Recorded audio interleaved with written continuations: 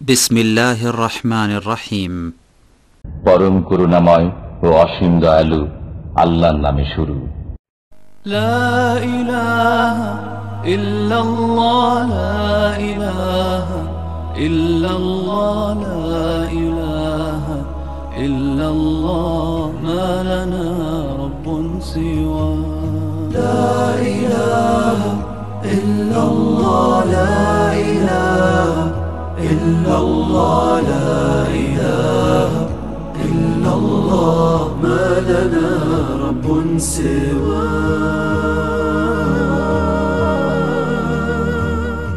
আসসালামু আলাইকুম ওয়া রাহমাতুল্লাহি ওয়া বারাকাতুহু। ইন্নাল হামদালিল্লাহ নাহমাদুহু ওয়া নাস্তাঈনুহু ওয়া নাস্তাগফিরুহু ওয়া নাউযু বিল্লাহি মিন শুরুরি আনফুসিনা ওয়া মিন সাইয়্যাতি আমালিনা। মান ইয়াহদিহিল্লাহু ফালা মুদিল্লা লাহু ওয়া মান ইউদ্লিল ফালা হাদিয়া লাহু। ওয়া আশহাদু আল লা ইলাহা ইল্লাল্লাহ ওয়াহদাহু লা শারীকা লাহু ওয়া আশহাদু আন্না মুহাম্মাদান আবদুহু ওয়া রাসূলুহু সাল্লাল্লাহু তাআলা আলাইহি ওয়া আলা আলিহি ওয়া সাহবিহি ওয়া সাল্লামা তাসলিমান কাসীরা। আম্মা বাদ, ফাউযু বিল্লাহি মিনাশ শাইতানির রাজীম। ওয়ালিয়াস্তাফিফিল্লাযীনা লা ইয়াজিদুনা নিকাহান হাত্তা ইউগনিয়াহুমুল্লাহু মিন ফাদলিহি।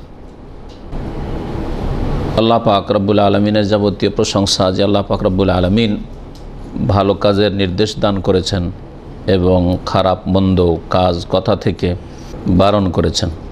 সালাত এবং সালাম নাযিল হোক মুহাম্মদ রাসূলুল্লাহ সাল্লাল্লাহু আলাইহি ওয়াসাল্লামের প্রতি, যিনি সর্বোত্তম চরিত্রের অধিকারী ছিলেন আর যত খারাপ চরিত্র হতে পারে সেগুলি থেকে তিনি সবচেয়ে বেশি সতর্ক ছিলেন এবং মানব জাতিকে সতর্ক করেছেন।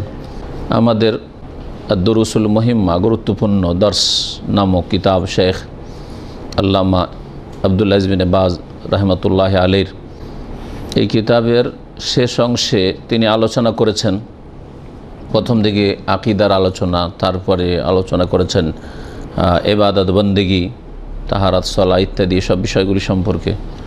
আর তারপরে তিনি আলোচনা করেছেন কিছু মুসলিমের আখলাক চরিত্র সম্পর্কে। এই আলোচনাগুলি ইনশাআল্লাহ তাআলা 1-2 সপ্তাহের মধ্যে আমাদের শেষ হয়ে যাবে। আজকে বিষয়বস্তু হচ্ছে আফাফ সম্পর্কে আর লজ্জা সম্পর্কে, আর তারপরে সময় থাকলে বাকি আর কয়েকটি উত্তম চরিত্র সম্পর্কে আলোচনা করুন। আফাফ মানে হচ্ছে বেঁচে থাকা, শাব্দিক অর্থ। ইফাতুন বা আফাফুন, ইফাতুন আইন ফা ফা, এ হচ্ছে মাদ্দা ধাতু। এর মানে হচ্ছে বেঁচে থাকা। বেঁচে থাকা কি থেকে? বেঁচে থাকা অশ্লীল কথা কাজ থেকে, এগুলিও শামিল হতে। বেঁচে থাকা যৌন সম্পর্কীয় গুনাহ থেকে, এটা হচ্ছে প্রথম আফাফ বা ইফাত। আর আরেকটি বেঁচে থাকা হচ্ছে যে অভাব দেখা দিলে কারো দ্বারস্থ হওয়া থেকে বেঁচে থাকা। বেশি বেশি ধার খরচ করা, প্রয়োজনে ধার খরচ জায়েজ রয়েছে, কিন্তু এটাকে স্বভাব বানিয়ে নেওয়া আর পরিশোধের শক্তি সামর্থ্য নেই তার বেশি স্বপ্ন দেখা ধার খরচের ভিত্তিতে। যেমন অনেকে আছে কিছুই নেই তার, হয়তো 2-4 হাজার রিয়ালের নেই, আর 50,000 1 লাখ টাকার ব্যবসার স্বপ্ন দেখছে। 10,000 20,000 আছে, 50-60 হাজার ধার করে বাড়ি ঘর করবে আর দেবে আরামে 5 বছর 7 বছরের দেবে। ওর হাতে টাকা চলে আসলে তো ওর হয়ে গেল, ওর ইচ্ছা মতো দেবে। এগুলি বদ স্বভাব, এগুলি থেকেও বেঁচে থাকা উত্তম চরিত্রের শামিল। আর বেঁচে থাকা ভিক্ষা করার থেকে, যতই অভাব দেখা দিক না কেন, যিনি অভাব পূরণ করতে পারেন তিনি আল্লাহ পাক রব্বুল আলামিন, তার কাছে দরখাস্ত করুন। কোনো আম্বিয়া রসুলগণ, এত আম্বিয়া রসুল এসেছেন, আর কত যে তাদের অভাব হয়েছে, কারো কাছে 1 পয়সা চান নাই। 7 দিন 7 রাত ধরে অনাহারে থেকে আর কষ্টের সফর, ফেরাউনের জুলম অত্যাচার থেকে আত্মরক্ষার জন্য মূসা আলাইহিস সালাম নবুয়ত প্রাপ্তির আগে, এমন না যে নবী হওয়ার পরে ওহী আসছে, নবী হওয়ার আগেই। তাহলে নবীগণ কত উত্তম চরিত্রের অধিকারী হন। এখনও নবী হননি, আসমানি কোনো আদেশ নির্দেশ আসেনি, প্রাকৃতিকভাবে আল্লাহ পাক যে উত্তম চরিত্র পয়দা করেছেন মূসা আলাইহিস সালামকে, তাতেই চিন্তা করুন আপনি 7 দিন না খেয়ে কোনো মানুষ আসতে পারছেন না যে চাইবেন, কারো কাছে চান না, কারো কাছে খাবার জন্য দরখাস্ত করেন, নিজে একটু খাবার দেন বা কিছু, বা একটু সাহায্য করেন, সহযোগিতা করেন, কখনো না। তারপরে যাদের কাজ করে দিচ্ছেন পানি উঠিয়ে দিলেন, তাদের বকরিকে পানি পান করিয়ে দিলেন, তাদের কাছে পারিশ্রমিক চাইতে পারতেন। ন্যায্য অধিকার আছে যে আমি অভাবী আছি, তো কিছু তোমরা দাও, ঠিক আছে তোমাদের সাথে চুক্তি করিনি কিন্তু কিছু তো দাও, তাও চাইছেন না। সুবহানাল্লাহ। এই যে ঈমান, এই যে ইয়াকিন, আম্বিয়া রাসূলগণের চরিত্র হচ্ছে আমার আপনার সকলের জন্য অনুসরণীয়। শুধু রাসূলুল্লাহ সাল্লাল্লাহু আলাইহি ওয়াসাল্লামের নয়, সমস্ত আম্বিয়া রাসূলগণ তাদের আল্লাহ পাক অনুসরণ করতে বলেছেন। উলাইকাল্লাযীনা হাদাল্লাহ, এদেরকে আল্লাহ পাক হিদায়াত দান করেছেন, এরা সঠিক পথ প্রাপ্ত। ফাবিহুদাহু মুক্তাদিহ, আল্লাহ পাক নবী মুহাম্মদ সাল্লাল্লাহু আলাইহি সাল্লামকে সম্বোধন করে বলছেন যে হে নবী মুহাম্মদ, তুমি তোমার আগের নবী রাসূলগণের হিদায়াতের দিক নির্দেশনার ইক্তিদা করো, অনুসরণ করো। মুসা আলাইহিস সালামের অনুসরণ করতে হবে কি শুধু আকীদায়, শুধু দু চারটি কথায়? হ্যাঁ, এইটা আপনি চিন্তা করেন যে আপনি জীবনে কারোর কাছে চাইবেন না। কার কাছে চাইবেন? যিনি দিতে পারেন তার কাছে। সুবহানাল্লাহ। বকরিকে পানি পান করিয়ে দিল, মেয়ে দুটি বকরি নিয়ে চলে গেল, ওদেরকে কিছুই বললেন না। ফালাম্মা তাওয়াল্লা ইলা যিল, ছায়ায় ফিরে এসে আরাম করছেন। কি ক্লান্তি চিন্তা করেন, না খেয়ে থেকে, আর তারপর এত মেহনতের কাজ করে দিয়ে একেবারে ভেঙে পড়েছেন হয়তো, এসে ছায়াতে বিশ্রাম নিচ্ছেন আর বলছেন, ফাকাল বলছেন, রব্বে ইন্নী লিমা আনজালতা ইলাইয়া মিন খাইরিন ফাকির। রব্বে, আল্লাহ পাকে বলছেন, কারণ তার ইয়াকিন যে রাজ্জাক আল্লাহ পাক রব্বুল আলামিন। তারপরে যার কাছে চাইলে অসন্তুষ্ট হন না তিনি, তার কাছে চাইব, মানুষের কাছে চাইব, মন খারাপ করবে, মাথা ভারী হয়ে যাবে, বোঝা মনে করবে, কে দেবে না? না, কেন চাইব? রবের কাছে চাইব। রব্বি ইন্নী লিমা আনজালতা ইলাই, আমার জন্য যা তুমি নাজেল করেছো এই জমিনে, রিজিক, মিন খাইর মানে মিন রিজক, যে রিজিক আমার জন্য নাজেল করেছো, ফকির তার আমি মোহতাজ, আজকে তার জন্য আমি মুখাপেক্ষী হয়েছি, তুমি আমাকে দান করো। তাহলে নিজের ফকর, নিজের অভাব, নিজের দারিদ্র, নিজের দুর্গতির কথা, নিজের বালা মুসিবতের কথা মানুষের কাছে প্রকাশ করা, এগুলি আফাফের খেলাফ পরিপন্থী। বেঁচে থাকবেন আপনি। অসুস্থ হয়েছেন আর শুধু বন্ধু বান্ধব মহলে, ভাই আর ভালো লাগছে না, শরীর খারাপ, যদি ভাই কেমন আছেন, আরে ভাই আর কি ভালো থাকবো, মাথার ব্যথা হইলেও কমপ্লেন করা শুরু। কার বিরুদ্ধে কমপ্লেন করছেন? আল্লাহ পাকের বিরুদ্ধে কমপ্লেন করছেন। এই রোগগুলি অনেক নামাজিদের ভিতরে। আর যারা ভ্রান্ত বিদাতি আকিদা আছে তাদের আল্লাহ পাকের উপর তাওয়াক্কুল ভুল হইতে পারে, কিন্তু সহি আকিদার মানুষ হয়ে, সহি মানহাজের মানুষ হয়ে যদি আপনার চরিত্র এরকম থাকে, তাহলে এখানে আপনার ইমান, তাওয়াক্কুল, তারপরে রেজাবিল কাজা ওয়াল কাদার, তকদিরের ওপর যে সন্তুষ্ট হইতে হবে, এই বিষয়গুলি তারপরে ত্রুটি রয়েছে। তো আফাফ একে বলা হয়। বেঁচে থাকা শাব্দিক অর্থ, আর বেঁচে থাকা কি থেকে তার দিকে ইঙ্গিত করলাম। এখন ভাষ্যকারের ভাষায় আয়াত হাদিসগুলি শোনাই, যেগুলি কোরআনে কারিমে রয়েছে, রাসূলুল্লাহ সাল্লাল্লাহু আলাইহি ওয়াসাল্লামের হাদিসে রয়েছে বেঁচে থাকা সম্পর্কে। বেঁচে থাকা যৌন সম্পর্কীয় পাপ থেকে, জেনা থেকে, সমকামিতা থেকে, অশ্লীল কথা কাজ থেকে, নোংরা ছায়াছবি দেখা থেকে, রাস্তাঘাটে মহিলারা খোলামেলা যাচ্ছে তাদের দিকে তাকানো থেকে, এরকম যতগুলি হইতে পারে। অপর মহিলার সাথে কথা বলতে ভালো লাগে, টেলিফোনে হোক অথবা সরাসরি সামনে হোক, কথা বলার সুযোগ পেলে লম্বা কথা বলেন, অথচ একজন পুরুষ লোক হলে ওর জন্য সময় দিতে আপনাকে কষ্ট লাগে। এইরকম চরিত্র কিছু মৌলভী সাহেবদের আছে, কিছু মাদ্রাসা পড়া লোকদের আছে। ফতোয়া জিজ্ঞেস করে যদি একজন পুরুষ, তো তাড়াহুড়া লাগাই দেবে। আর যদি কোনো মহিলা প্রশ্ন করে, আরে অভাব নেই, এক ঘন্টা। একবার শোনাচ্ছে যে 1 ঘন্টা ধরে কোনো মহিলা ফতোয়া জিজ্ঞেস করে। কেন 1 ঘন্টা ধরে একজন অপর মহিলা একজন পুরুষের কাছে ফতোয়া জিজ্ঞেস করে? কোন ফতোয়া আছে যে একবার 1 ঘন্টা? এই সময়টাকে আপনি একটা পুরুষ লোককে দিতে পারবেন? হ্যাঁ, মনে সংকীর্ণতা বোধ হবে, অন্তরটা সংকুচিত হয়ে আসবে, মনটা খারাপ হয়ে আসবে। এখানে কি রোগ ধরা পড়ে না? অবশ্যই। তাহলে এই রকম চরিত্র থেকে বেঁচে থাকতে হবে। এগুলি হচ্ছে আফাফ, লজ্জা স্থানের হেফাজতের ক্ষেত্রে, চরিত্র গঠনের ক্ষেত্রে আফাফ হচ্ছে ভিক্ষা থেকে বেঁচে থাকা, ধার করো থেকে বেঁচে থাকা।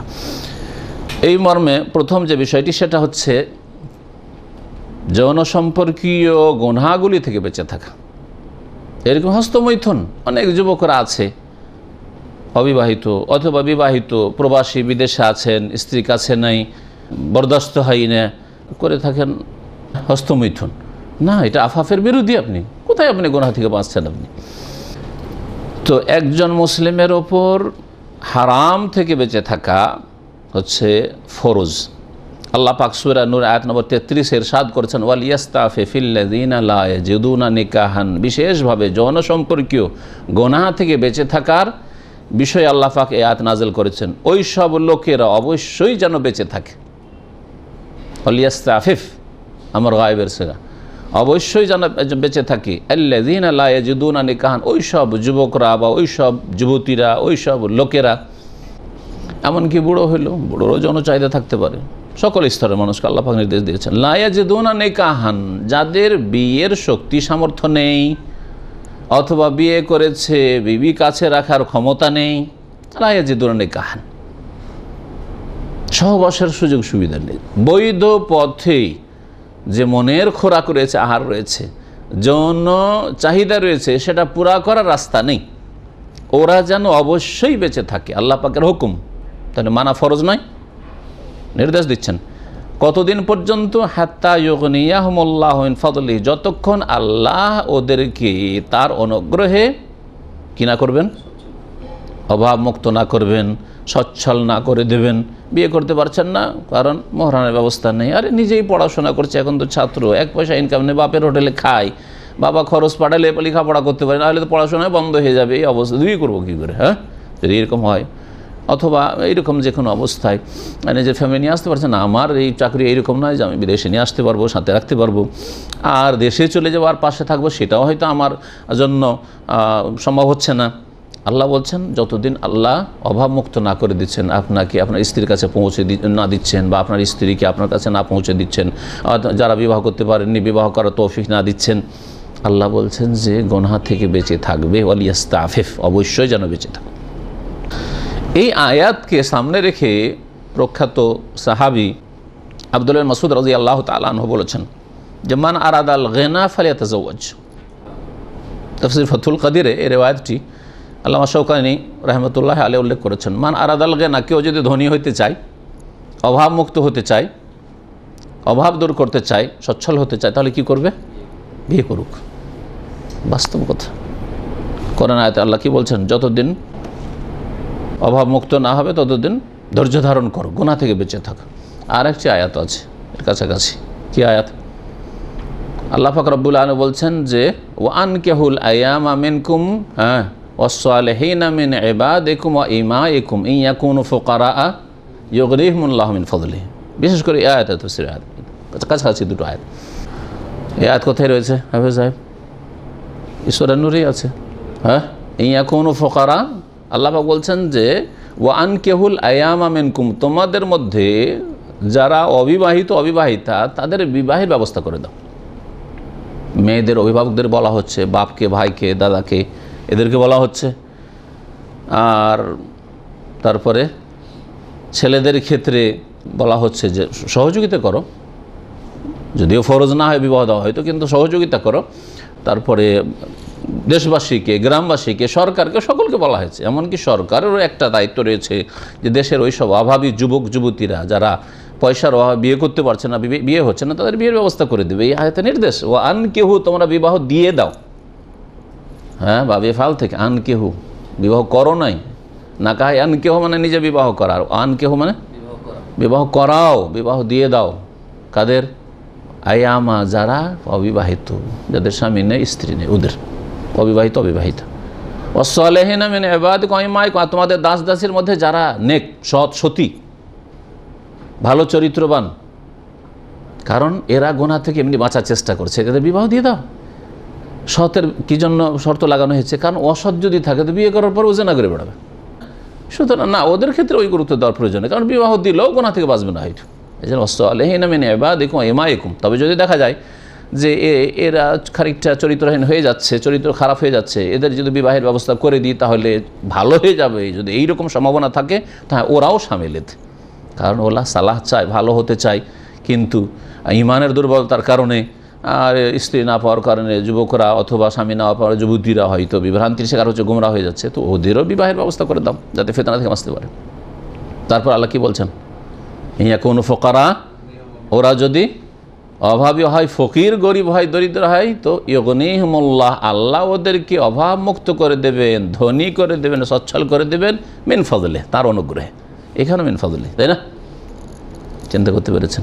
তাহলে বোঝা গেল যে বিয়ে করলে মানুষের অভাব দূর হয়। বাস্তব সত্য, বিয়ে করার আগে পয়সা টিকাতে পারেন না মানুষ। যদিও রিজিকের রাস্তা খোলা আছে, চাকরি বাকরি আগে পেয়েছেন, কিন্তু ওইভাবে পয়সা টিকাতে পারেন, বন্ধু বান্ধব নিয়ে ফুটিয়ে দিয়েছেন, অনেক টাকা নষ্ট করেছেন বিয়ের পয়সা না। আপনার অবস্থায় পরিবর্তন হয়ে গেছে, এটাও দেখা গেছে। আর অনেক সময় রাস্তাই খোলে না রিজিকের, বিয়ের আগে রাস্তাই খোলে না রিজিকের। আর রাস্তা খুললে খুব সংকীর্ণ থাকে রাস্তা, বিয়ে করার পরে মেলা রাস্তা খুলে যায়, প্রশস্ত হয়ে যায়, ছেলে মেয়ে হইতে লাগলে আরও রাস্তা খুলে যায়। কারণ যিনি রাজ্জাক আল্লাহ পাক, তিনি জানছেন আপনার ঘরের কথা, আমার ঘরের কথা, যে আমি একা ছিলাম, 2 হইলাম, তো 2-এর খাবারের ব্যবস্থা করতে হবে আমাকে, আমার উপর ফরজ। 3 হইলাম, 4 হইলাম, তো তাদের বাচ্চাদের খাবারের ব্যবস্থা করতে হবে। আসমানওয়ালা জানছেন আল্লাহ পাক রব্বুল আলামিন। ওমা মিন দাব্বাতিন ফিল আরদ ইল্লা আলাল্লাহি রিজকুহা, আল্লাহর উপর রিজিকের দায়িত্ব। কিন্তু এই তাওয়াক্কুল লাগবে, আস্থা লাগবে, তাহলে আল্লাহ ব্যবস্থা করবেন। তো বলছিলাম যে আল্লাহ পাক যৌন সম্পর্কীয় গুনাহ থেকে বাঁচতে বলেছেন। সুতরাং মুসলিম সমস্ত রকমের ফাওয়াহিশ, হারাম থেকে, অশ্লীল কথা, কাজ থেকে বাঁচবে। বিবাহ করতে পারেননি সেই জন্য আপনি ফিল্ম দেখবেন, বিবাহ করতে পারেননি সেই জন্য সিনেমা দেখবেন, বিবাহ করতে পারেননি সেই জন্য হস্তমৈথুন করেন, বিবাহ করতে পারেননি সেই জন্য ইন্টারনেটে আপনি ঘন্টার পর ঘন্টা বসে থাকবেন, আর অশ্লীল ছবিগুলি নজরে আসছে। আর ধীরে ধীরে দেখতে দেখতে মানুষের যেটা বলা হচ্ছে অনুভূতি শক্তি, সেটা মোটা হয়ে যায়, সূক্ষ্ম থাকে না। যার ফলে প্রথম একটা দিনদার পরেজগার ছেলে মহিলা ছবি দেখলে ছি ছি ছি, এত খারাপ ছবি, আর তাও যদি উলঙ্গ দেয়, আস্তাগফিরুল্লাহ, কি জীবনে এরকম বরদাস্ত করা যাবে না। কিন্তু শয়তান আপনাকে কিন্তু ধীরে ধীরে কি করছে, না তুই আয়, একটু দেখ, একটু দেখ, একটু দেখ। 2, 4, 10 দিন 20 দিন দেখলে ওর একটা নেশা হয়ে যাবে, তখন না দেখলেই খারাপ লাগবে, না দেখলে যেন ভালো লাগবে না। শয়তান বারবার করে মোবাইলে হাত দেওয়া, ইন্টারনেটে হাত দেওয়া হবে, কম্পিউটারে হাত দেওয়া হবে। এটা হচ্ছে শয়তানের অস্ত্র, পরীক্ষিত। যদি কোনো যুবক গোমরাহ হয়ে থাকে এই ক্ষেত্রে ইন্টারনেটে গিয়ে, তাহলে এভাবে হয়েছে। প্রথম তাকে খারাপ লেগেছে, পত্রপত্রিকার ছবি প্রথম দেখতে খারাপ লাগবে, টিভিতে মহিলা খবর পড়ছে প্রথম খারাপ লাগবে, এগুলো দেশ হইল, মহিলা খবর পড়ছে, আর তারপরে দেখতে শুরু করে, না একটু খবরটা শুনি, দেশের খবরটাও তো জানতে হবে। আর 2, 4, 10 দিন 20 দিন শুনতে শুনতে আপনার অভ্যাস সাথে গেছে, এখন কিছুই খারাপ লাগে না। তখন আপনি তাবিল করা শুরু করবেন, শয়তান আপনাকে একটা তাবিল শিখিয়ে দিবে যে আমার উদ্দেশ্য তো আর ও মহিলার দিকে তাকানো, আমার উদ্দেশ্য হচ্ছে খবর শোনা। জি হ্যাঁ, এইভাবে মানুষকে ধীরে ধীরে গোমরা করে শয়তান। কখনো কোনো মানুষকে ধরে হঠাৎ করে রাস্তাতে এটা মেয়ে যাচ্ছে, আর ধরে জেনা করে দিবে, অসম্ভব কথা, এটা করাবে না, কখন পারবে না। কিন্তু ধীরে ধীরে যে কথা বলে দেখ, হ্যাঁ একটু ইন্টারনেটে ঢুক, বিয়ে করতে না পারছিস, এই কর সেই কর, এভাবে ধ্বংস করে। আল্লাহ পাক রব্বুল আলমের কাছে আপনি উত্তম প্রতিদান, নেকির আশা রাখবেন গুনাহ থেকে বাঁচলে। গুনাহ থেকে বাঁচলে যে এতে মহাপুরস্কার রয়েছে, নেকি রয়েছে, এই আশা সবসময় আপনাকে রাখতে হবে। আপনি এমনি এমনি গুনাহ থেকে বাঁচছেন নয়, এতে অনেক বড় পুরস্কার পাচ্ছেন আপনি আল্লাহ পাকের কাছে, আপনার নেকি বাড়ছে।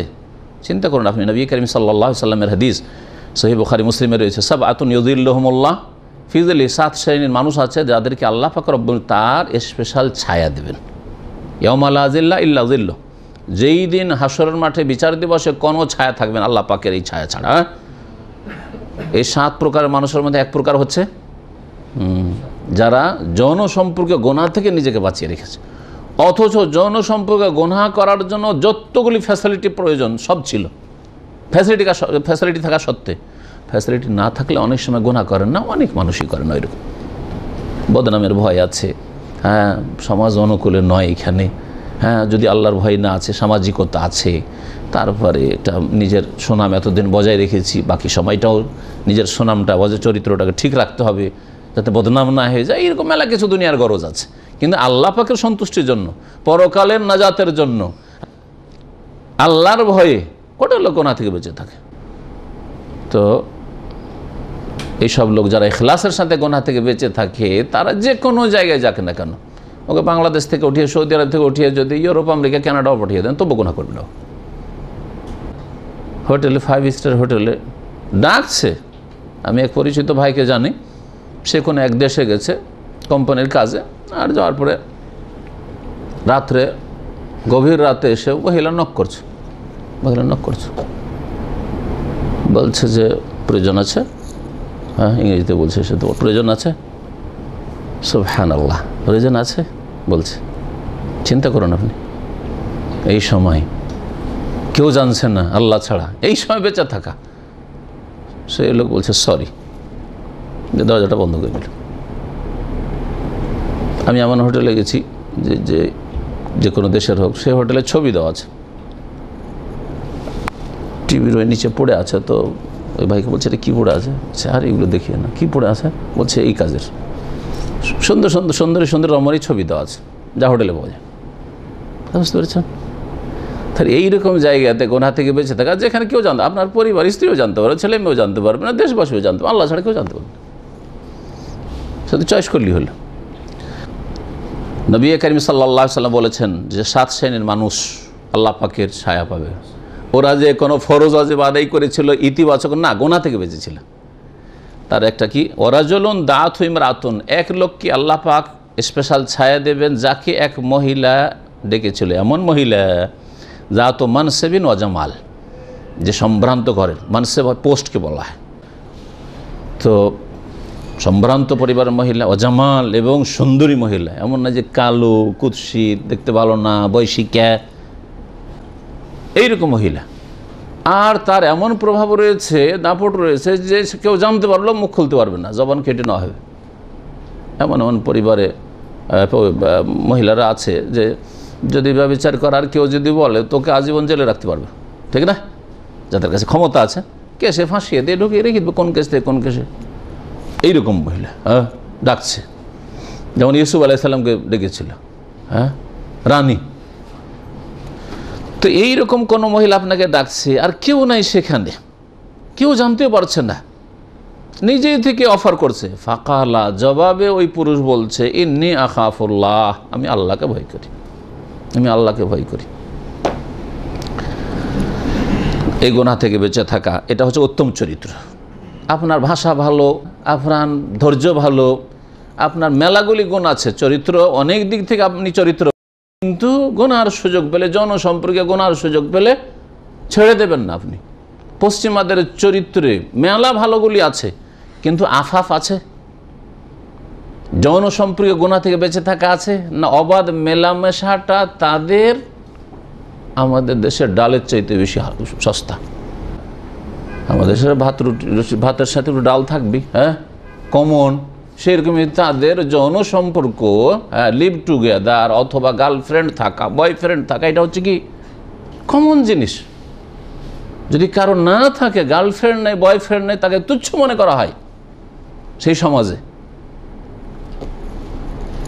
তাহলে তারপরে এক শ্রেণীর মুনাফিক চরিত্রের মুসলিমরা ওই ইউরোপিয়ানদের, আমেরিকানদের, অস্ট্রেলিয়ানদের, পশ্চিমাদের, ওই শ্বেতাঙ্গ গোরাদের প্রশংসা করে, চরিত্রবান অমায়িক চরিত্রের। মুসলিমদের মধ্যে ওই চরিত্র নেই। এরা হচ্ছে মুনাফিক চরিত্রের মানুষ, আর না হইলে জাহেল, মূর্খ। ও চরিত্র মানে কি বুঝে না, চরিত্র মানে ভাষা আর চাকচিক্যতা বুঝে, চরিত্র মানে কারোর সামনে সরি করে দেওয়া বুঝে, এক্সকিউজ মি করে দেওয়া বুঝে, এইসব বুঝে, মাথাটাকে নিচে ঝুঁকিয়ে দেওয়া বুঝে। চরিত্র মানে এইগুলো বুঝে। এগুলো নাম শুধু 2-4টা কাজে না চরিত্র, যেগুলির ইসলামের সমর্থন আছে ততদূর পর্যন্ত আপনি করবেন। আর ইসলামের সমর্থন না থাকে, আর যদি সেসব কাজ করেন, তাহলে সেগুলো তার চরিত্র নাই। অবশ্যই আপনি ভুল করলে ক্ষমা চাইবেন, এটা সমর্থন করে, কিন্তু কারোর সামনে ঝুঁকে যাওয়া, রুকু করা ইসলামের সমর্থন করে না। কাউকে নমস্কার করা, আপনি নমস্কার করেন হিন্দুদের মধ্যে, ইসলামের সমর্থন করে না। হ্যাঁ, বলে এটা চরিত্রবান হওয়া হইলো না, এটা চরিত্রবান হওয়া না, এটা শিরকি কাজ হইল। আফাফ, গুনাহ থেকে বেঁচে থাকার একটা দিক হচ্ছে আত্তাআফুফ আন সওয়ালিন নাস, মানুষের কাছে ভিক্ষা করা বা চাওয়া, ধার চাওয়া আর ভিক্ষা করা চাওয়া। যদি ভিক্ষা করা চাওয়াটা ধার চাওয়ার চাইতে নিকৃষ্ট। ধার খরচ করা রাসূলুল্লাহ সাল্লাল্লাহু আলাইহি ওয়াসাল্লাম থেকে প্রমাণিত, আম্বিয়া রাসূলগণ থেকে প্রমাণিত, কিন্তু ভিক্ষা করা কোনো নবীর দ্বারা প্রমাণিত না। কোনো নবী ভিক্ষা করেন নাই। চাকর খেটেছেন, গোলামি করেছেন, আম্বিয়া রাসূলগণ না করেন নাই? করেছেন। বকরি চড়িয়েছেন, প্রত্যেক নবী চড়িয়েছেন। বকরি কার চড়িয়েছেন? অবরে চড়িয়েছেন, নিজের বাপের বকরি চড়িয়েছেন। অধিকাংশ নবীর অন্যদের বকরি চড়িয়েছেন, কিন্তু ভিক্ষা করা পেশা, তুচ্ছ পেশা, জায়েজ, নিকৃষ্ট পেশা, প্রয়োজনে জায়েজ। আল্লাহ পাক রব্বুল আলামিন ইরশাদ করেছেন এই মর্মে তাআফফুফ শব্দটি মানে বেঁচে থাকার শব্দটি ব্যবহৃত হয়েছে সূরা বাকারা আয়াত নম্বর 273, ইয়াহসাবুহুমুল জাহিলু আগনিয়া মিনাত তাআফফুফ। যারা চক্ষু লজ্জায় শরমে ভিক্ষা করে না, মানুষের কাছে অভাব অনটনের কথা প্রকাশ করেন না, অনাহারে আছে তারপরে বলে না, ছেলে মেয়ে অনাহারে আছে, খাবার বাড়িতে ব্যবস্থা নেই, তারপরে কাউকে জানতে দেয় না, পাড়া প্রতিবেশীকে, এদেরকে দেখেও মূর্খরা বুঝে না। আশেপাশের যারা সচ্ছল ব্যক্তি আছে তারা বুঝে না, কারণ এরা কাউ কিছু বলে না, ভাবে যে এরা ভালোই খাচ্ছে। ইয়াহসাবুহুমুল জাহিলু, মূর্খ লোকেরা এদেরকে ধারণা করে, আগনিয়া, অভাব মুক্ত, ধনী মনে করে, মিনাত তাআফফুফ, তাদের ভিক্ষা থেকে বেঁচে থাকার কারণে, মিনাত তাআফফুফ মিনটা সাবাবিয়া মিন আজালিত তাআফফুফ, তাদের ভিক্ষা পেশা থেকে বেঁচে থাকা বা কারো কাছে অভাবের কথা প্রকাশ করা, যে ভাই আমার 2-3 মাস ধরে চাকরি নেই, খাওয়ার পয়সা নেই, থাকার জায়গা নেই, এসব কথা বলে না, ভাবে যে না তো ভালো, আমি যেমন চাকরি করি সেও চাকরি করে, ঠিক কিনা? না বলে তো বোঝা যাবে না।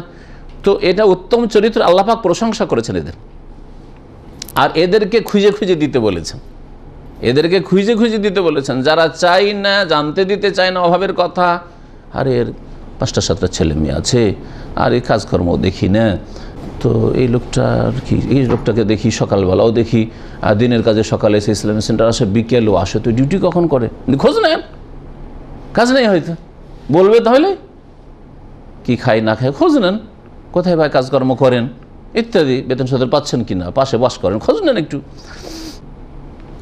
তারিফুহুম বিসীমাহুম, আল্লাহ বলছেন যে তাদের লক্ষণগুলি দেখলে চিনতে পারবে, তাদের চেহারা, তাদের কথা শুনলে বুঝতে পারবে। নবী কারীম সাল্লাল্লাহু আলাইহি ওয়াসাল্লাম সাহাবায়ে এরকম ছিলেন, কখনো বলতেন না যে খাইনি, অনাহারে আছে, পেটে পাথর বাঁধা আছে, কিন্তু মুখ শুকিয়ে আছে, কথা বেরোচ্ছে ফিসফিস করে, কথা বেরোচ্ছে না। সুবহানাল্লাহ। তারিফুহুম বিসীমাহুম, তাদেরকে চিনতে পারবে তাদের লক্ষণ দেখলে। লা ইয়াসআলুনান নাস ইলহাফা, মানুষের কাছে তারা ভিক্ষা করে না, চায় না, ইলহাফা মানে জোর জবরদস্তি করে। আর কি বলবেন এলহাফের অর্থ বাংলায়? এলহাফ মানে হচ্ছে ইসরার করে, দিতেই হবে। যেমন আজকালকার ভিক্ষুকরা দেখবেন, কিছু রাস্তাঘাটের ভিক্ষুক যদি শাকলুসুরা দাড়িওয়ালা আমাদের মধ্যে দেখে নেয়, তার পিছনে যে ধরলো, মাঝে মাঝে কাপড় টানে ধরে, কাপড় ধরে টানে, সামনে চলে আসে, যতক্ষণ না দেবেন আপনি ততক্ষণ ছাড়বে না। তো এই চরিত্র নয় এদের, এরা কখনো ওইভাবে চায় না।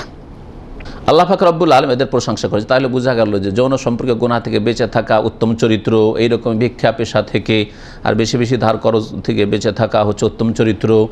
আর উত্তম চরিত্র হচ্ছে যে দেওয়ার চেষ্টা করবেন, যা আছে অল্প বেতন আছে ওতে থেকে কিছু দেওয়ার চেষ্টা করবেন, নেওয়ার চেষ্টা করবেন না। এই মর্মে নবী কারীম সাল্লাল্লাহু আলাইহি ওয়াসাল্লামের হাদিস সহিহ বুখারী মুসলিমে রয়েছে, আল ইয়াদুল উলিয়া খায়রু মিন আল ইয়াদিস সুফলা, ওপরের হাতটা উত্তম নিচের হাতের তুলনায়। মানে কি? ওপরের হাত মানে দাতার হাত, আর নিচের হাত মানে যে গ্রহণ করে তার হাত, যে নেয় ভিক্ষা করে বা ধার করে তার হাতকে বোঝানো হয়েছে। এতে শুধু ওপরের হাত, যদি কেউ যদি নেয় ওপর থেকে, ধর টাকাটা দিচ্ছেন, নেন, মাত্রা দিচ্ছেন, আর ওপর থেকে ধরে নিল, তো ওর ওপরের হাত হলো নাকি ভিক্ষুকের? না, ওইটা বোঝানো হয়নি। এখানে বোঝা হয়েছে যে সাধারণত ওপর থেকে দেওয়া হয়, দিচ্ছে মানে সম্মানজনক হাত। সম্মানজনক হাত হচ্ছে যে আপনি দেন, তাহলে সম্মানিত ব্যক্তি আপনি, আর নেবেন, সুযোগ পেলেই নেবেন আপনি। কোম্পানি যদি অফার করে যে তোরা প্রতি রমজান 1000 করে দিব, আরে দেখা দেখি না, ও জাকাত দিচ্ছে না কি দিচ্ছে দেখা দেখি না। মানে কোম্পানিতে এরকম আছে, মাশাআল্লাহ জিজ্ঞেস করতে যা দিচ্ছে চুপচাপ নিয়ে রেখে নেয়, অথচ জাকাত, আরে জাকাত আছে যদি দেয়, প্রথম বলে দেন জাকাতের আমি হকদার নয়, তারপরে যদি দেয় তা বলেন যে ভাই এটাকে আমি জাকাত, যার জাকাতের হকদার তাদেরকে আমি দিয়ে দেবো, আর নিয়ে পকেটে ঢুকে নিলে কোম্পানি দিচ্ছে না। কখনো নিচে হাত রাখার চেষ্টা করবেন না। নবী করিম সাল্লাল্লাহু আলাইহি ওয়াসাল্লাম বলছেন, ওয়াবদা বিমান তাউল, আর শুরু করো ওইসব লোক থেকে যাদের ভরণ পোষণের দায়িত্ব তোমার উপর। আলা ইয়াউল মানে যেই যাদের খরচ খরচা তোমার দায়িত্বে, ওই জন্য পরিবারকে আয়াল বলা হয়। আরবি ভাষায় কি বলে? কাইফ আয়াল, তোমার পরিবার কেমন আছে? আয়াল স্ত্রী ছেলে মেয়ে সবগুলিকে বলা হয় আহলু আয়াল, উর্দুতে বলা আহলু আয়াল। আয়াল এই জন্য বলা হয় যে তাদের ভরণ পোষণের দায়িত্ব আপনার উপর। আলা ইয়াউল মানে ভরণ পোষণ, আদায় করা। ও খায়রুস সাদাকা আন যাহরি গিনা, আর সবচেয়ে উত্তম দান হচ্ছে যা অভাব দূর করার পরে হয়ে থাকে। আন যাহরি গিনা মানে বাদাল গিনা, আপনার অভাবটা দূর করেন তারপরে দান করেন, এটা হচ্ছে উত্তম সাদাকা। কারণ ওতে সংকীর্ণতা থাকবে না, ওতে মনে কোনো রকমের কষ্ট থাকবে না। কিন্তু অভাব আছে, ছেলে মেয়ে খেতে পায় না, আর যদি দান করেন আপনি, তো মাঝে মাঝে দিয়ে দেওয়ার পর আক্ষেপ করে দিয়ে দিলাম, ছেলেটা খেতে পায়নি ভালো করে, হ্যাঁ দিয়ে দিলাম, নিজের ছেলেটা এই কাপড় দিতে পারেনি, কাপড় নেই, ছিঁড়া ফাটা কাপড় পরে আছে, মাদ্রাসায় যাচ্ছে, স্কুলে যাচ্ছে, তাই না? এই জন্য এইটা একটা দিক মনে রাখবেন। তার মানে এটা যে আপনার ছেলে 10টা 20টা কাপড় হইতে হবে, আরে 2টা 3টা হইলে কমপক্ষে চলে, কিন্তু যদি 1টা 2টোর ব্যবস্থা না থাকে আর বেশি দান করতে চান, তো আপনার ইমান হয়তো দূর পৌঁছতে পারে, তখন মনে সংকীর্ণতা চলে আসবে। এই জন্য আপনার অভাবটা দূর করে নিয়ে যদি দান করেন, তাহলে এটা হচ্ছে সবচেয়ে উত্তম সাদাকা। কোন দিক থেকে? এতে ইখলাস আসবে। আলহামদুলিল্লাহ আমার অভাব নেই, ছেলে মেয়েদের কাপড় আছে, খাওয়া দাওয়া আছে, বাসাও আছে, আলমাল্লাহ বাসা ভাড়া দিয়ে দিয়েছি, দান করে দিলেন বেশি করে, দান করে দেওয়ার পরে ভাড়াওয়ালা, বাড়ির ভাড়াওয়ালা আপনার কাছে ভাড়া চাইতে এসে দিতে পারছেন না, তখন একটু অপমান হচ্ছে হয়তো ওর কাছে, তখন মনে একটা সংকীর্ণতা আসলে, দান করে দিলাম যার ফলে আজকে টাকাটা দিতে পারলাম না। এই জন্য বলা হয়েছে তোমার অভাবটা দূর করে নাও, তারপরে তখন তুমি দান করো, এটা উত্তম। ওয়ামান ইয়াস্তাইফা ইউফাহুল্লাহ, আর যেই ব্যক্তি গুনাহ থেকে বেঁচে থাকবে, যৌন সম্পর্ক গুনাহ থেকে আর এরকম ভিক্ষা করা থেকে, ইউফাহিল, আল্লাহ তাকে অভাব মুক্ত করে দেবেন। যৌন সম্পর্ক গুনাহ থেকে বেঁচে থাকেন, ভালো নারীর আল্লাহ ব্যবস্থা করে দেবেন, বিবাহের ব্যবস্থা করে দেবেন। আর যদি আপনি জেনায় ব্যভিচারে লিপ্ত হন, সমকামিতায় লিপ্ত ইত্যাদি অশ্লীল ছবি দেখেন, ব্লু ফিল্ম দেখেন, আপনাকে ওই রকম চরিত্রহীনা মহিলা আল্লাহ পাক দেবেন, বা তৌফিকই দেবেন না। আপনি বিয়ে হইল আবার তালাক নিয়ে চলে গেল, বাড়ি থেকে পালিয়ে গেল কারোর সাথে, এসব হবে। যেই ব্যক্তি গুনাহ থেকে বাঁচার চেষ্টা করবে, আল্লাহ ওকে বাঁচার তৌফিক দেবেন। অত্যন্ত গুরুত্বপূর্ণ হাদিস। গুনাহ থেকে বাঁচার জন্য আমি বিয়ে করেছি, তাড়াতাড়ি করছি বিয়ের জন্য, আল্লাহ ওকে বাঁচাবে। অমাইয়াস্তাগনি, আর যে অভাব মুক্ত হবে, আমি অভাব মুক্ত, অভাব থাকলেও মনে অভাব নেই, কিছু মনে কোনো অভাব নেই, ইউগনিহুল্লাহ, আল্লাহ পাক ওকে অভাব মুক্ত করে দেবে। রাওয়াহুল বুখারী, মুসলিম। এই ছিল গুনাহ থেকে বেঁচে থাকা, আর যৌন সম্পর্কে গুনাহ থেকে বেঁচে থাকা, আর ভিক্ষা করা থেকে বেঁচে থাকা, এসব সম্পর্কে ফজিলত বা এই চরিত্রের ফজিলত। দ্বিতীয় চরিত্র বলছিলাম হায়া, লজ্জা, শরম। গত সপ্তাহে হায়া লজ্জা কোনটা প্রশংসিত আর কোনটা নিন্দিত, আমাদের ভাষায় দুটোকেই হায়া লজ্জা বলা হয়, কিন্তু দুটো লজ্জার মধ্যে একটা প্রশংসিত আর একটা হচ্ছে নিন্দিত। প্রশংসিত কোনটা, তার সংজ্ঞা এখানে লেখক ভাষ্যকার করেছেন। আল হায়া খোলক, লজ্জাশীলতা হচ্ছে এমন একটা উত্তম চরিত্র, ইয়াব আসু আলা তারকিল ওমরিল কবিহা, যেই চরিত্র আপনার মধ্যে থাকলে আপনি নোংরা কথা কাজ ছাড়তে উৎসাহিত হবে। কি জন্য আপনি এই নোংরা কথাটা বলতে পারলেন না, এই গালটা দিতে পারলেন, ও আপনাকে গাল দিচ্ছে, কেউ আপনাকে শালা বলে গাল দিচ্ছে, কেউ আপনাকে আর কিছু বলে খারাপ ভাষায় গাল দিচ্ছে, হ্যাঁ বাপতুল্লা গাল, আপনি দিতে পারলেন না কেন? লজ্জায়। কথার ক্ষেত্রে, কাজের ক্ষেত্রে একজন লোক থু দিয়ে দিল, আপনি থু দিয়ে দিল, একজন লোক আপনাকে কাল বলে দিল, আপনিও কাল না। কথার ক্ষেত্রে না, আপনি পারলেন না কেন? ও খারাপ ভাষা ব্যবহার করলো, খারাপ আচরণ করলো, লাফিয়ে চলে আসলো, না মেজাজ গরম করলো, না আপনি করলেন না। ইচ্ছা করলে মেরে দিতে পারতেন, কিন্তু পারলেন না। এটা হচ্ছে হায়া, এটা হচ্ছে লজ্জা। কিন্তু নিন্দিত লজ্জা, ওর উদাহরণ দিয়েছিলাম, যেমন এক জায়গায় হক কথা একটা বলতে হবে, আরে লজ্জায় বলতে পারলাম না কথাটা। গিয়েছেন এক আত্মীয়র বাসায় দাওয়াত খেতে, দাওয়াত দিয়েছে, আর দাওয়াতে গিয়ে দেন মিলাদের দাওয়াত, হ্যাঁ ম্যারেজ ডে, বিবাহ দিবসের দাওয়াত, বার্থডে তার ছেলের জন্মদিবসের দাওয়াত। কি করলেন? বলছে খাওয়া দাওয়া করে এলাম, চলে গেছিলাম, তখন খাওয়া দাওয়া করে চলে এলাম। কিছু বললেন? বলছে লজ্জায় বলতে পারলাম না, লজ্জায় বলতে পারলাম না। এটা লজ্জা করা জায়েজ না হারাম? হারাম। এখানে হক কথা বলতে হবে। মুনকার, হারাম, নাজায়েজ কথা, কাজের ওপর প্রতিবাদ যদি না করতে পারেন লজ্জায়, তাহলে এই লজ্জা নিষিদ্ধ লজ্জা, গুনার লজ্জা, নিন্দিত লজ্জা। এইরকমই কোনো ভালো কাজের উপদেশ দিতে পারেন। দাওয়াত খেতে গেছেন, দেখছেন নামাজের সময় ও বাড়ির মালিক পয়সাওয়ালা মানুষ নামাজ পড়তে গেল না, বললেন যে না লজ্জায় বলতে পারে, এত বড় মানুষ, আর প্রথম দিন গিয়েছি কি করে বলবো, লজ্জায় বলতে পারলেন না, হারাম। এই লজ্জা হারাম। মনে পড়ে গেল একটা ঘটনা।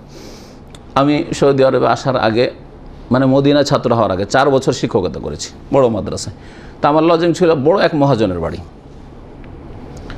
ওই মহাজন নামাজ পড়েন না, আর ওর মহাজনের কারণে ওর পয়সা বেশি গ্রামে, সেই জন্য তাকে মাদ্রাসার সেক্রেটারিও বানিয়ে দেয়। সেক্রেটারির বাড়িতে দাও, বলছে যে আমাদের মৌলানার, আমাদের দেশে মৌলানা বলে, মৌলানার জায়গাটা কোথায় দিতে হবে? সেক্রেটারি সাহেবের বাড়ি দিতে হবে। সেক্রেটারি সাহেব মিটিংয়ে আসে, মিটিং করতে করতে মাগরিব হয় বা এশা হয়, তখন আমবাগানের দিকে, আমাদের ডিস্ট্রিক্ট আমবাগান খুব বেশি, আমবাগানের দিকে চলে যায়, মসজিদে নামাজ পড়ে না। যারা পুরাতন আলেমরা আছে, আমি তো নতুন ওই বছরে গেছি, বললাম যে এইরকম যে দেখছেন যে মিটিংয়ে বসলো আর তারপরে চলে যাচ্ছে, মিটিং থেকে উঠে আর নামাজ পড়া হচ্ছে, তখন এসে আবার বসে যাচ্ছে। মিটিং ঠিক করছে, মাগরিবের সময় বাগানের দিকে চলে গেল, এসার সময় চলে গেল, মিটিং ঠিক চলছে, আর মসজিদে মিটিং করছে আবার। সুবহানাল্লাহ, নামাজ পড়েন। আর কেউ বলতে পারছে না মহাজনকে সাহস করে, কি বলে মেরে দেবে, ভয় অপমানও করে দেবে এই জালেম মহাজন। আর এটা কেমন কথা যে বলতে পারছেন না? বলছে যে কী করে বলবো, এই মহাজন মানুষ আর ভাষা খারাপের, কীতে কি বলে, বুঝতে পারছেন? আমি বললাম যে ওর বাড়ি আমি খাই, আর আমি ওদের মধ্যে বয়সের দিক থেকে ওই শিক্ষকগুলির মধ্যে আমি ছোট। তো আমার বিসমিল্লাহ আমি বলবো, কারণ আমার অত রিজিকের প্রয়োজন, এখনও পড়ার আমার ইচ্ছা আছে, আসলে কি সব চাকরির প্রয়োজন। তো মহাজন সাহেবকে সেই দিনে বললাম, দেখলাম চোখের সামনে যে নামাজ পড়লাম। মহাজন সাহেব, আল্লাহ পাক সবাইকে নেবেন, দুনিয়া থেকে একদিন যেতে হবে, ভালোবাসায় বললাম, কারণ বেয়াদবি করে বলা আল্লাহ বলেনি, ফেরাউনের কাছে গিয়ে নরম ভাষায় বলতে বলেছে। ফাকুল আল্লাহু কাওলান লাইয়্যিনা, নরম ভাষায় আল্লাহ বলতে বলেছেন, নরম ভাষায় দিয়ে বললাম যেন বলতে। আল্লাহ পাকের কাছে জবাবদেহি করতে হবে, তারপরে সবাইকে একদিন ইন্তেকাল করতে হবে, কিয়ামতের দিনে বিচার দিবসে আল্লাহ পাক প্রথম নামাজের হিসাব নেবেন। আর আপনি দায়িত্বশীল মাদ্রাসার সেক্রেটারি, আপনি গ্রামের মহাজন মানুষ, আপনার কথায় অনেকে উঠে বসে, তো নামাজটা পড়তে হবে। এই ভাষায় বলছে নামাজটা পড়তে হবে। মালা সাহেব পড়বো। একটা ঘটনা, আর এক মাদ্রাসার একজন ভালো কমিটির সদস্য আর মাস্টার সাহেব MA পাস, ও নামাজ পড়তো না, ওই রকমই করতো, 2 মাদ্রাসায় চাকরি করছে। আর একটা সুযোগ নিলাম, ও রমজান মাসে, তখন আমার বিবাহ শাদীও হয়নি, ফ্রি থাকতাম, রমজান মাসে মাদ্রাসার ছুটি। ও সাহেব বলল যে মৌলানা সাহেবকে আমাদের মসজিদে তারাই পড়াইতে হবে। বিবাহ শাদী হয়নি, ছুটিতে যাওয়ারই বা কী প্রয়োজন, বেতনটা উঠিয়ে নিয়ে বাপ মাকে পাঠিয়ে দিলি হয়ে যায়, অভাব দূর হয়ে যায়, প্রয়োজন নেই। বললাম যে, খুব বলতে লাগলো যে তারাবিটা পড়াইতে হবে। তারপর পরিবার নেই, সবার পরিবার, সব শিক্ষকরা চলে যাবে, আপনার তো পরিবার নেই, থাকেন আর তারাবি পড়ান। ওই বছরে শেখ আব্দুর রাজাক বিন ইউসুফ ওখানে করে লজিং থেকেছে আমার সাথে রমজান মাসে। 1984 ঘটনা, 1984, কতদিন আগে, যখন আমার 20-21 বছর বয়স। তো আমি বললাম যে আমি একটা শর্তে থাকতে পারি। সবাই আশ্চর্য যে শর্ত, টাকা পয়সার শর্ত লাগবে, যত টাকা দিতে হবে, তাহলে তো থাকবো নাকি, একটা শর্ত। কী শর্ত? আমি বললাম যে আপনার কিন্তু সবাই সাক্ষী থাকবেন, যতগুলি কমিটির মেম্বার সবাই বসে আছে মিটিংয়ে, আর হচ্ছে যে রমজান মাসে একজন আলেমকে থাকতে হবে তারাই পড়ানোর জন্য, আমাকে রাখবে। তো আমি বললাম যে একটা শর্ত, যদি মাস্টার সাহেব মেনে নেন তাহলে আমি থাকবো, অসুবিধা নেই, বাপ মাকে মানিয়ে নেব, ডাকলেও মানিয়ে নেব। কী শর্ত? আমি বলে মানবেন কিনা আগে জিজ্ঞেস করেন। উনি আগে হ্যাঁ করবেন, তারপরে শর্তটা বলবো। হ্যাঁ করেই দিল, ওর আগ্রহ, খুব ভালোবাসতো আমাকে, বেনামাজি লোক হইলেও, অনেক বেনামাজি লোক ভালোবাসে আলে বলবো, বোঝা গেল এর দ্বারা, ভালোবাসে কিন্তু নামাজ পড়ে না। তা আমি বললাম যে মাস্টার সাহেবকে 5 ওয়াক্ত নামাজ পড়তে হবে, আর শুধু রমজান মাসে ধরবে, যতদিন বাঁচবে পড়তে হবে, এই ওয়াদা আমার সাথে করতে হবে আপনাদের সামনে, ব্যাস, আর কিচ্ছু চাই না। তখন মাদ্রাসা সেক্রেটারি আছে, সবাই বললো যে হ্যাঁ মাস্টার মুখলিসুর রহমান নাম। হ্যাঁ মাস্টার মুখলিসুর রহমান, বলেন কি বলছেন আপনি এখন? সাথে সাথে হাতে মুসাফা করলো, বলেন আজকে থেকে নামাজ ধরলাম। মাশাআল্লাহ, এমন নামাজ ধরলো, আজানের আগে এসে মসজিদে বসে থাকে, এখনও সেই লোক 5 ওয়াক্ত নামাজ পড়ে, আলহামদুলিল্লাহ। তো কথা হচ্ছে যে হক কথা বলার চেষ্টা করতে হবে। আপনি যেখানে সুযোগ পাবেন হক কথা বলার চেষ্টা করতে হবে। যদি না বলেন তো আপনি গুনাহগার, আপনার এটা লজ্জা না, চক্ষু লজ্জা বলতে পারলাম না, এত বড় মানুষ, মাস্টার সাহেব, সেক্রেটারি সাহেব, মহাজন সাহেব, এসব কখনো না। ভালো ভাষায় কথা বলেন, কেন মন্ত্রী মিনিস্টারকে বলা যাবে না ভালো ভাষায় যে আল্লাহর জমিনে, আল্লাহ পাকের দেশে ইসলামী আইনের বাস্তবায়ন করার চেষ্টা করেন, কারণ আল্লাহ পাকের কাছে সবাইকে জবাবদাহি করতে হবে, যে যেখানে আছেন, যে স্তরে আছেন, অবশ্যই বলা যাবে। কিন্তু বলার তরিকা আছে, যদি বলি যে যদি না করেন তাহলে কাফের, মুশরিক, ফেরাউনের সাথে হাসর হবে, তারপরে আরে আমাকে ফেরাউন বানিয়ে দিল, আমাকে কাফের বলবি, যা তুই জেলখানায় যা, ঠিক না?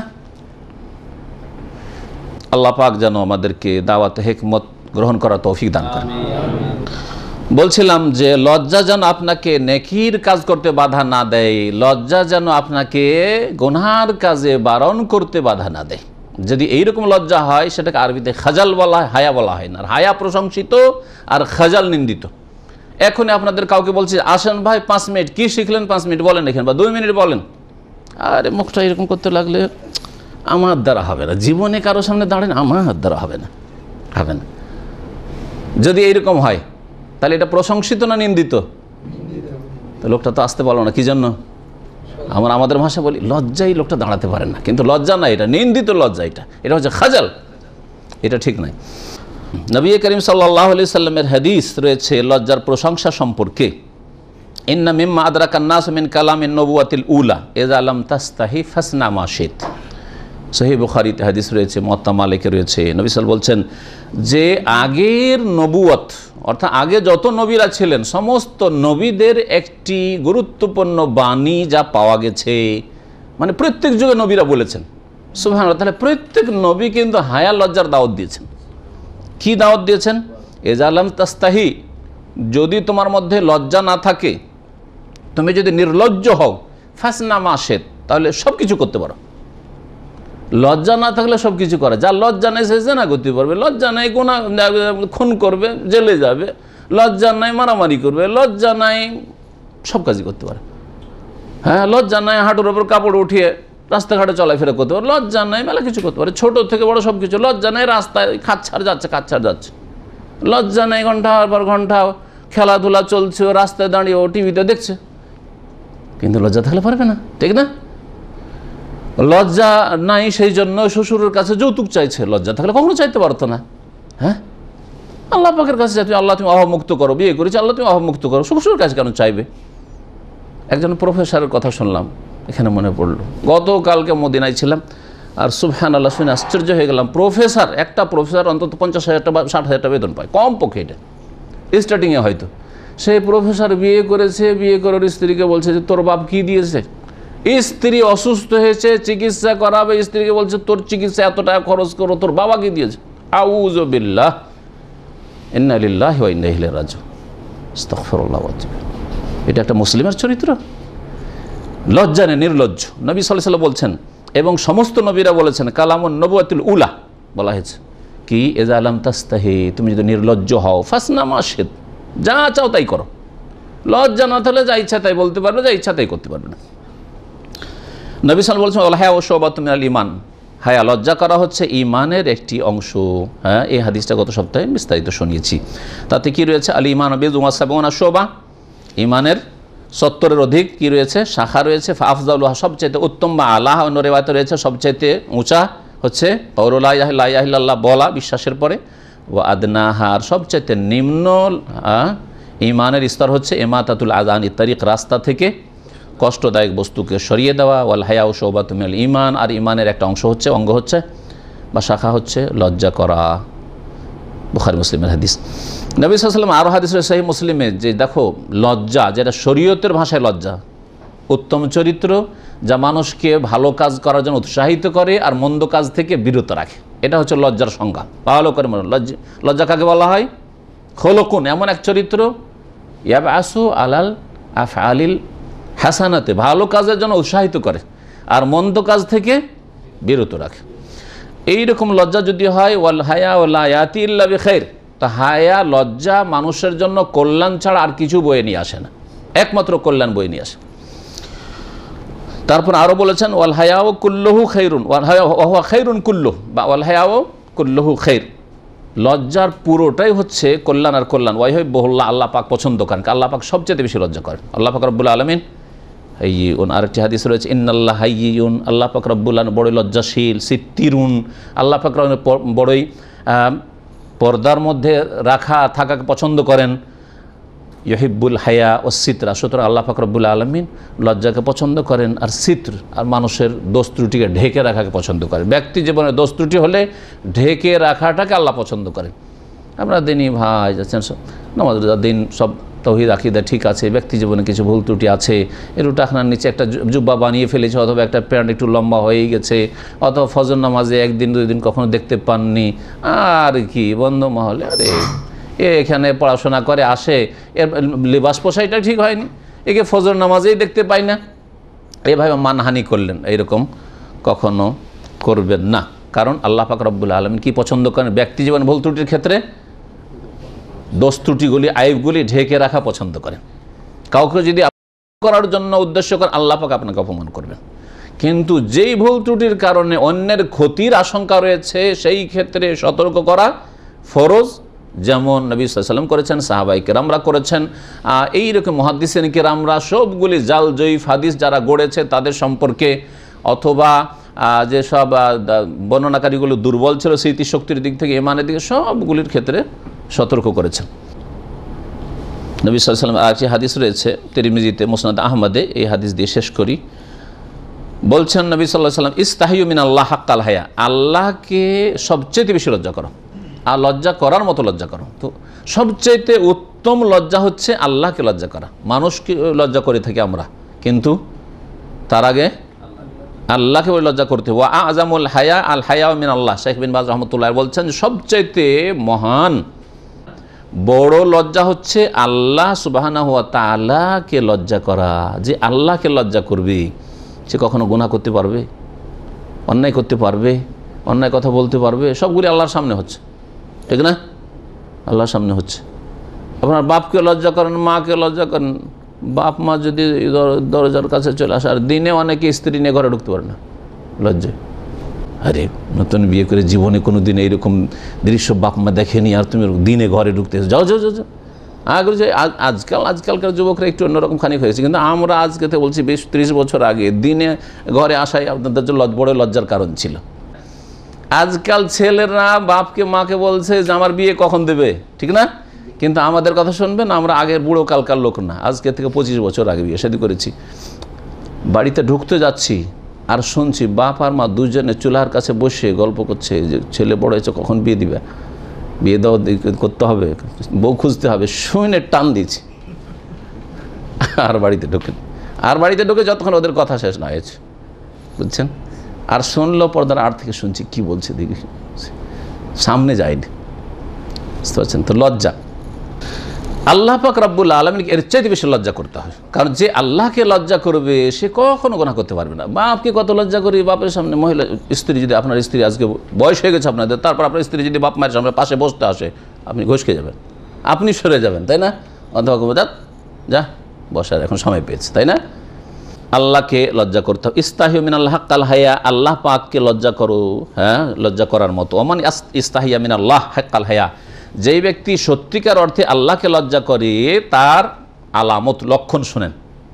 কি আল্লাহকে লজ্জা করে? ফালিয়াহফাজির রাসা ওয়া মাওয়া, সে যেন মাথার হেফাজত করে, ব্রেন, মস্তিষ্ক, বিদ্যা বুদ্ধি, হ্যাঁ, জ্ঞান গরিমা, এর সুরক্ষা করে। ওয়া মাওয়া, মাথা এবং মাথার ভিতরে যা আছে, মাথার ভিতরে মগজ আছে, স্মৃতিশক্তি আছে, ব্রেন বুদ্ধি আছে, এটার হেফাজত করে। এই ব্রেন বুদ্ধিকে পাপের কাজে লাগায় না, বিচক্ষণতাকে নাস্তিকতার কাজে লাগিয়ে দিল, কুফরির কাজে লাগিয়ে দিল। হ্যাঁ, বিচক্ষণ ব্যক্তি শিরক বিদআতের প্রচারে, কোরআন এবং হাদিসের অপব্যাখ্যায় লাগিয়ে দিল।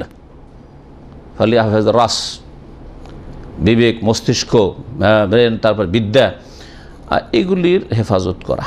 অমাওয়া ওয়াল বাতনা অমা হাওয়া, আর পেটের হেফাজত করো, আর পেটের ভিতরে যা আছে, হাওয়া, এই হাওয়া মানে যা ঘিরে রয়েছে, পেট যাকে ঘিরে রয়েছে, পেটের ভিতরে যা আছে, পেটের ভিতরে কি পানাহার করলে পেটের ভিতরে যায়, তো পানাহার করলে পেটের ভিতরে যায়। তো তুমি যদি আল্লাহকে লজ্জা করো, তার একটা লক্ষণ হচ্ছে যে তুমি হারাম খাবে না, হারাম পান করবে না, হারাম উপার্জন করবে না। ওয়ালিয়াযকুরিল মাউত ওয়াল বেলা, আর যে ব্যক্তি আল্লাহকে লজ্জা করে তার লক্ষণ আর 3 নম্বর হচ্ছে যে মরণকে বেশি বেশি স্মরণ করবে। মরণকে, সবাই মরে যাচ্ছে আপনার চোখের সামনে, আর আপনাকে একবার হুঁশ হয় না যে ওই লোকটা তো আমি হইতে পারতাম। আর আজকে যেই লোকটা গেল সেই লোকের বয়স মাত্র 30 বছর, অথচ তার বাপ দাদা পর্যন্ত হয়তো বেঁচে আছে, তো সেটা তো আমার সম্পর্কে হইতে পারে।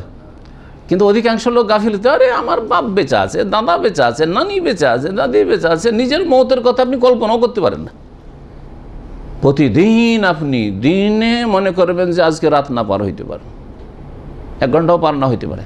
এই যে সফরে যাচ্ছি, ফিরে নাও আসতে পারি, প্রস্তুতি নিয়ে যাচ্ছি, হতে পারে ওখানে মত হয়ে যেতে পারে।